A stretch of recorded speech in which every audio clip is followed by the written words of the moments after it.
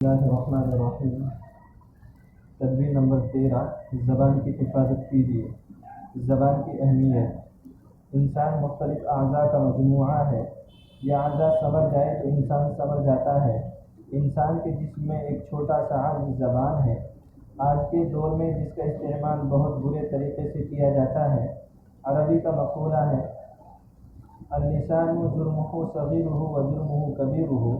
اس کی جسامت تو بڑی چھوٹی ہے مگر ہونے والے گناہ بہت موٹے ہیں۔ اللہ رب العزت ارشاد فرماتے ہیں یا ایھا الذین آمنوا، اے ایمان والو، لم تقولون ما لا تفعلون، تم وہ بات کیوں کہتے ہو جو کرتے نہیں ہو۔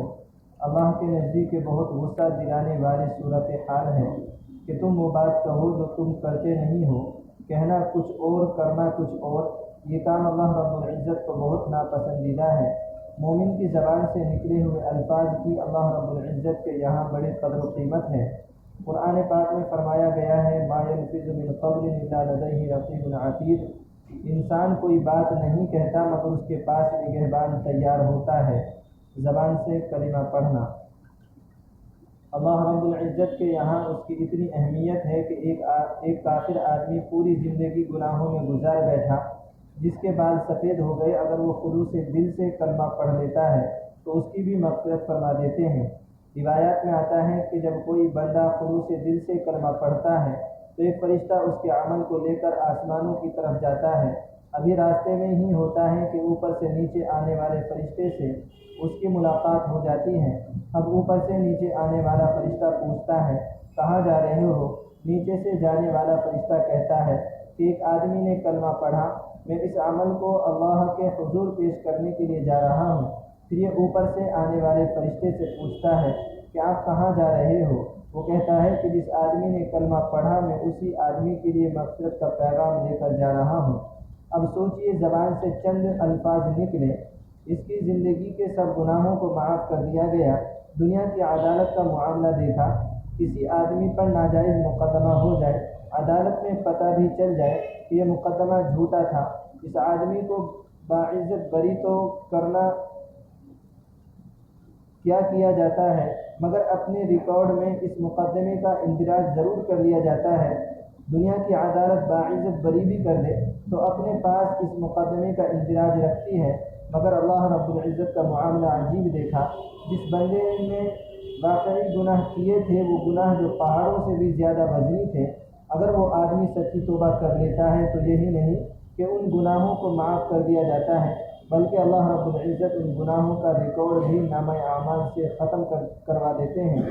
حدیث پاک میں آتا ہے کہ جن فرشتوں نے اس شخص کے گناہوں کو لکھا تھا، اللہ رب العزت ان فرشتوں کی یادداشت سے بھی گناہوں کو ختم کر دیتے ہیں تاکہ قیامت کے دن گواہی نہ دے سکیں۔ سبحان اللہ، زبان سے نکلے ہوئے چند الفاظ نے کیا کچھ بدلوا دیا۔ طنز کے نقصانات۔ آج تو لوگ ایک دوسرے کو خوش کرنے کے لیے جھوٹ بولتے ہیں، کسی پر طنز کرتے ہیں، کسی کا دل جلاتے ہیں۔ یاد رکھیں تلوار کا وار جسم پر ہوا کرتا ہے مگر زبان کا وار ہمیشہ دل پر ہوا کرتا ہے۔ اسی لیے فرمایا یا ایھا الذین آمنوا لا یسخر قوم من قوم عسى ان یکونوا خیرا منهم۔ اے ایمان والو، تم میں سے ایک جماعت دوسری جماعت سے مذاق نہ کرے، ہو سکتا ہے وہ تم سے بہتر ہو۔ طنز و مذاق کو اسی لیے منع کیا گیا ہے کہ زبان سے الٹی سیدھی باتیں نکلتی ہیں۔ زبان بڑے آرام سے الفاظ ادا کر دیتی ہے، لیکن ان الفاظ کو اللہ رب العزت کے سامنے سچ کرنا انسان کے لیے مشکل ہو جائے گا۔ کلمات کفر۔ علماء کرام نے کتب میں ایسے کلمات نقل کیے ہیں جو کلمات کفر کہے جاتے ہیں۔ حیرت کی بات تو یہ ہے کہ ان میں سے کئی کلمات آج لوگوں کی زبانی سنے جاتے ہیں۔ ایک دو مثالیں دے دیتا ہوں۔ نقل کفر نہ باشد۔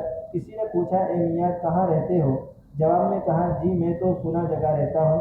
پہلے نے سن کر کہا اچھا اتنی دور خدا کے پچھواڑے؟ یہ کلمہ کفریہ ہے، ہم تو ہنسی مذاق میں کہہ گئے خدا کے پچھواڑے، مگر کفر کا کلمہ بولا، دل سے ایمان نکل گیا اور بیوی کو طلاق ہو گئی۔ دوسری مثال، کسی نے کہا کہ فلاں کام تو شریعت کے مطابق ہے، دوسرے نے کہہ دیا رکھ پڑے اپنی شریعت کو، یہ کلمات کفر میں سے ہے۔ اب بتائیں اس قسم کے کتنے فقہ آپ آئے دن سنتے رہتے ہیں۔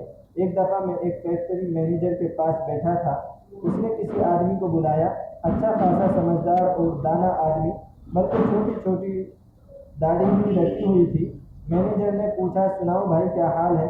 کہنے لگا، صاحب پہلے تو 5 منٹ میں دعا سنتا تھا، اب پتہ نہیں کہاں چلا گیا، سنتا ہی نہیں۔ کہنے لگا، صاحب پہلے تو 5 منٹ میں دعا سنتا تھا، اب پتہ ہی نہیں کہاں چلا گیا، سنتا ہی نہیں۔ میں نے بھی نمازیں پڑھنی چھوڑ دی ہیں۔ اللہ تعالیٰ کی جلالت شان کو سامنے رکھیں اور اس بندے کے طرز کلام کو دیکھیں۔ استغفر اللہ ربی من کل ذنب واتوب الیہ۔ یقین کریں کہ میں نے یہ بات سنی، مجھے اپنے پاؤں کے نیچے زمین سرکتی نظر آئی۔